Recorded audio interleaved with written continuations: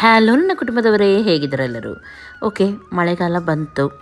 ಆದರೆ ಅದಕ್ಕಿಂತ ಮೊದಲು ನಾವು ಬಿಸಿಲು ಇರುವಾಗ ಕೆಲವೊಂದು ವಸ್ತುವನ್ನೆಲ್ಲ ಶೇಖರಿಸಿ ಎಲ್ಲ ಇದು ಮಾಡಿ ಇಡ್ತೀವಿ. ಹಾಗೆ ನಾವು ಮನೆಯಲ್ಲಿ ಏನು ಮಾಡ್ತೀವಿ ಅದನ್ನು ಇವತ್ತು ನಾನು ನಿಮ್ಮ ಜೊತೆ ಶೇರ್ ಮಾಡ್ತಾ ಇದ್ದೀನಿ. ನೀವು ಕೂಡ ಟ್ರೈ ಮಾಡ್ಬೋದು. ಆದರೆ ಬಿಸಿಲು ಇಲ್ಲದಿದ್ದರೆ ಈಗ ಕಷ್ಟ ಆಗುತ್ತೆ ನಿಮಗೆ. ಹಾಗಾಗಿ ಇಲ್ಲಿ ನಾನು ಜಾರಿಗೆ ಹುಳಿ ಇದರದ್ದು ಫುಲ್ಲು ವ್ಲಾಗ್ ಬೇಕಿದ್ರೆ ನನ್ನ ಮಧ್ಯಮ ಕುಟುಂಬ ವ್ಲಾಗ್ ಚಾನಲಲ್ಲಿ ಹಾಕಿದ್ದೀನಿ. ಜಾರಿಗೆ ಹುಳಿ ಅಂತ ಹೇಳ್ತೀವಿ ಇದಕ್ಕೆ. ಇದನ್ನು ತೆಗಿಲಿಕ್ಕೆ ನಾವು ಹಳ್ಳಿಗೆ ಹೋಗಿದ್ವಿ. ಹಾಗೆ ತುಂಬ ತೊಗೊಂಡು ಬಂದಿದ್ವಿ. ಅದನ್ನು ಓಪನ್ ಮಾಡಿ ಅದರ ಒಳಗಡೆದ್ದು ಕೂಡ ತಿಂತಾರೆ. ತುಂಬ ಚೆನ್ನಾಗಿರುತ್ತೆ ಹುಳಿ ಹುಳಿಯಾಗಿ.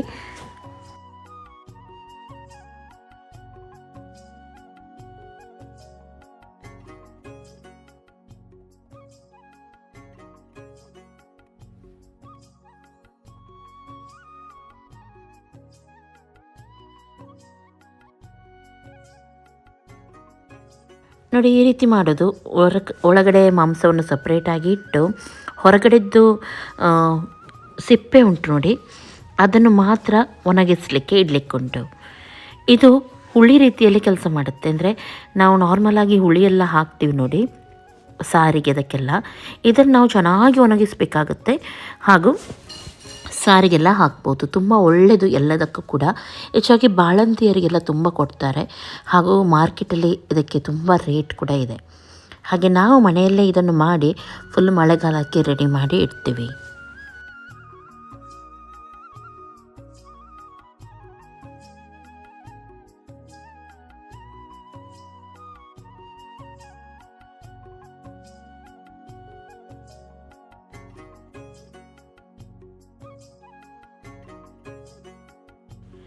ಒಂದೆರಡು ಬಿಸಿಲಿಗೆ ಇದು ಒಣಗೋದಿಲ್ಲ.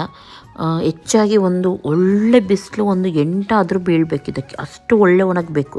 ಇಲ್ಲದಿದ್ದರೆ ಮಧ್ಯದಲ್ಲಿ ಅದು ಹುಳ ಎಲ್ಲ ಆಗುವ ಚಾನ್ಸಸ್ ಇರುತ್ತೆ ಇದರಲ್ಲಿ. ಹಾಗಾಗಿ ನೋಡಿ, ಚೆನ್ನಾಗಿ ಒಣಗಿದ ಮೇಲೆ ಈ ರೀತಿ ಆಗುತ್ತೆ ಇದು.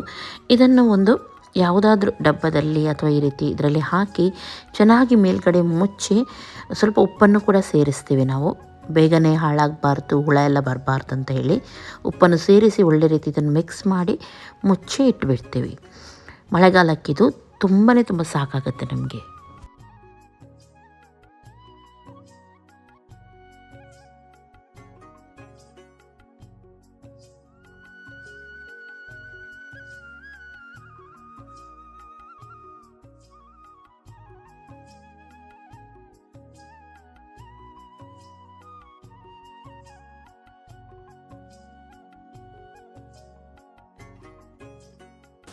ಇವಾಗ ಹಲಸಿನ ಸೀಸನ್, ಹಾಗಾಗಿ ಇದನ್ನಂತೂ ನಾವು ವರ್ಷಾನುವರ್ಷ ಮಾಡ್ತೀವಿ. ಸ್ವಲ್ಪ ಕಾಯಿನೂ ಅಲ್ಲ ಹಾಗೂ ಹಣ್ಣು ಕೂಡ ಅಲ್ಲ, ಬಲ್ತಿದ್ದು ಅಂತ ಹೇಳ್ತಾರೆ ನೋಡಿ. ಆ ರೀತಿ ಹಲಸು ತಗೊಂಡು ಅದರ ಗರಿಯನ್ನು ನಾವು ಉಪ್ಪು ನೀರಲ್ಲಿ ಹಾಕಿಡ್ತೀವಿ. ಇಡೀ ಮಳೆಗಾಲಕ್ಕಿದು ಸಾಕಾಗುತ್ತೆ ನಮಗೆ.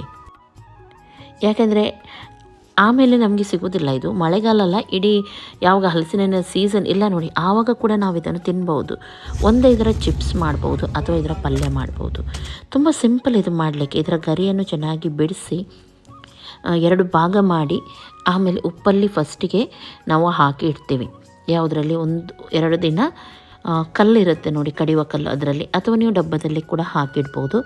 ಯಾರ ಮನೆಯಲ್ಲಿ ಕಡಿಯುವ ಕಲ್ಲಿಲ್ಲ ನೋಡಿ ಅವರು.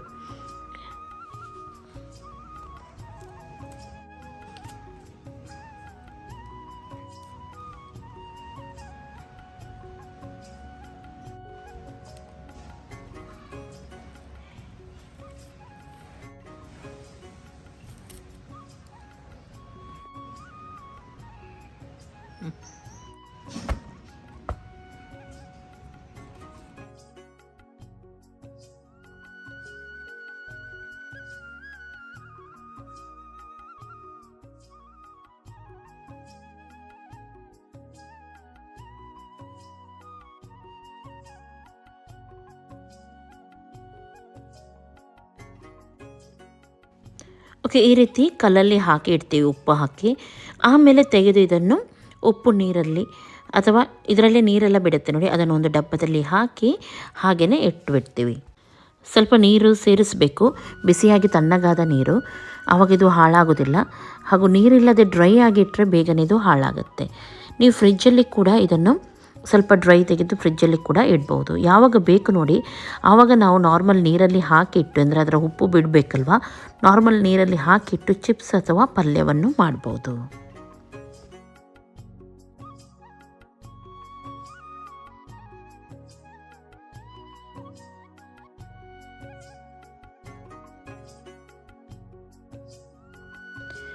ಇನ್ನೊಂದಿದು ನನ್ನ ಫೇವ್ರೆಟ್, ನನಗೆ ತುಂಬ ಇಷ್ಟ. ಸೈಡಲ್ಲಿ ಏನಾದರೂ ತಿನ್ನಲಿಕ್ಕಿಲ್ಲ ಇದ್ದರೆ ನನಗೆ ತುಂಬ ಇಷ್ಟ ಆಗುತ್ತೆ. ನಾನು ಇದನ್ನು ತೋರಿಸ್ತೀನಿ ನಿಮ್ಮ ಜೊತೆ ಮಾಡಲಿಕ್ಕೆ. ಸಣ್ಣ ಸಣ್ಣ ನೀರುಳ್ಳಿ ಬೇಕಿದ್ದಕ್ಕೆ, ತುಂಬ ದೊಡ್ಡ ದೊಡ್ಡ ನೀರುಳ್ಳಿ ಆಗಲ್ಲ, ಮೀಡಿಯಮ್ ಸೈಜ್ ನೀರುಳ್ಳಿ. ಎಲ್ಲವನ್ನು ಚೆನ್ನಾಗಿ ಸಿಪ್ಪೆ ತೆಗೆದು ಒಳ್ಳೆ ರೀತಿ ತೊಳೆಯೋಣ ಇದನ್ನು.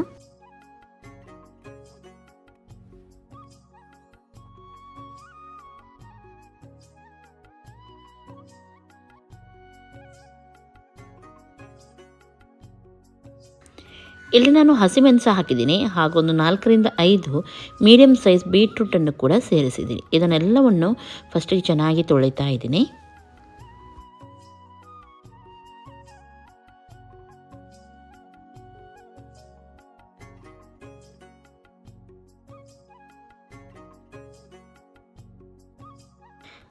ಆಮೇಲೆ ನೀರುಳ್ಳಿಗೆ ಈ ರೀತಿ ನಾವು ಕಟ್ ಮಾಡಬೇಕಾಗತ್ತೆ. ಈ ರೀತಿ ಮಧ್ಯದಲ್ಲಿ ಹಾಗೂ ಸೈಡಲ್ಲಿ 4 ಭಾಗವಾಗಿ ನಾನು ಮೆಲ್ಲನೆ ಕಟ್ ಮಾಡ್ತಾ ಇದ್ದೀನಿ.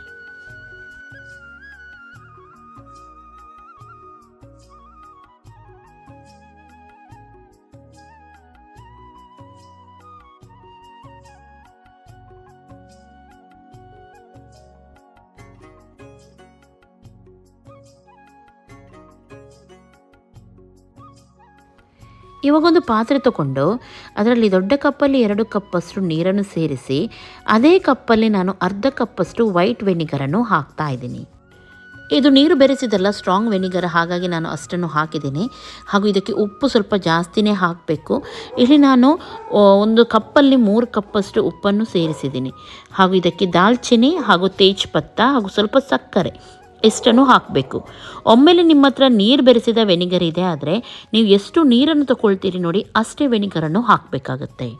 ಅಂದರೆ ನೀರು ಬೆರೆಸಿದ ವೆನಿಗರ್ ಇದ್ದರೆ ಮಾತ್ರ. ಇದನ್ನು ಚೆನ್ನಾಗಿ ಮಿಕ್ಸ್ ಮಾಡಿ ಇದಕ್ಕೆ ನಾನು ಹಾಕಿದ ಸ್ವಲ್ಪ ಸಕ್ಕರೆ ಎಲ್ಲ ನೀವು ಹಾಕಬೇಕಾಗತ್ತೆ. ಓಕೆ, ನೀರುಳ್ಳಿ ಎಲ್ಲವನ್ನು ಒಂದು ಗ್ಲಾಸ್ ಜಾರಿಗೆ ಹಾಕ್ತಾ ಇದ್ದೀನಿ, ಅಥವಾ ಯಾವುದಾದ್ರೂ ಭರಣಿ ಇದೆ ಆದರೆ ಭರಣಿಯಲ್ಲಿ ಕೂಡ ನೀವು ಹಾಕ್ಬೋದು. ಬೀಟ್ರೂಟು, ಅದರೊಂದಿಗೆ ಕಟ್ ಮಾಡಿದ ಹಸಿಮೆಣಸನ್ನು ಅರ್ಧ ಕಟ್ ಮಾಡಿದ್ದೀನಿ, ಅದನ್ನು ಕೂಡ ಸೇರಿಸಿದ್ದೀನಿ.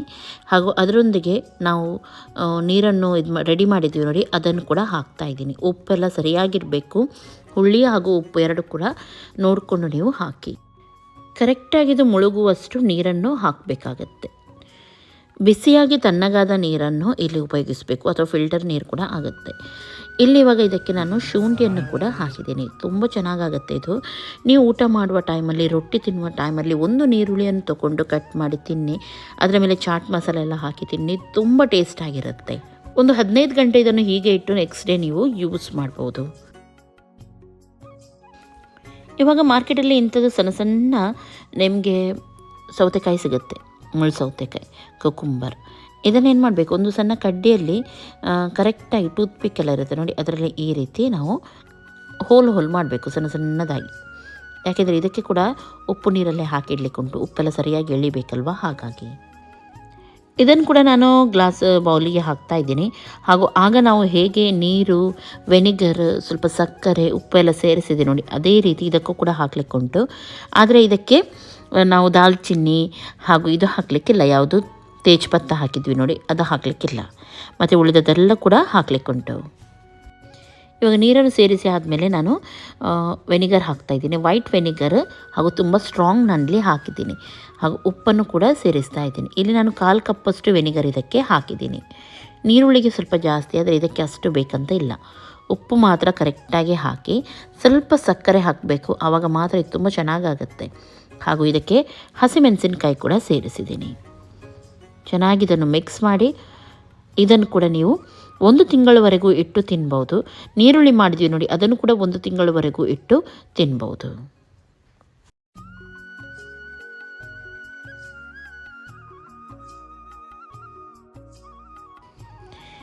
ನೆಕ್ಸ್ಟ್, ಮಾವಿನಕಾಯಿ ಅಲ್ಲದೆ ಬೇರೆ ಸೀಸನಲ್ಲಿ ಕೂಡ ನಾವು ಮಾವಿನಕಾಯಿ ತಿನ್ನಬೇಕಾದ್ರೆ ನಾವು ಹಳ್ಳಿಯಲ್ಲೆಲ್ಲ ಈ ರೀತಿ ಮಾಡ್ತೀವಿ. ನೀರನ್ನು ಕುದಿಸಿ ಮಾವಿನ ಕಾಯಿ ಇರುತ್ತೆ ನೋಡಿ, ಅದನ್ನು ಇದರಲ್ಲಿ ಹಾಕಿ ಚೆನ್ನಾಗಿ ಕುದಿಸ್ತೇವೆ.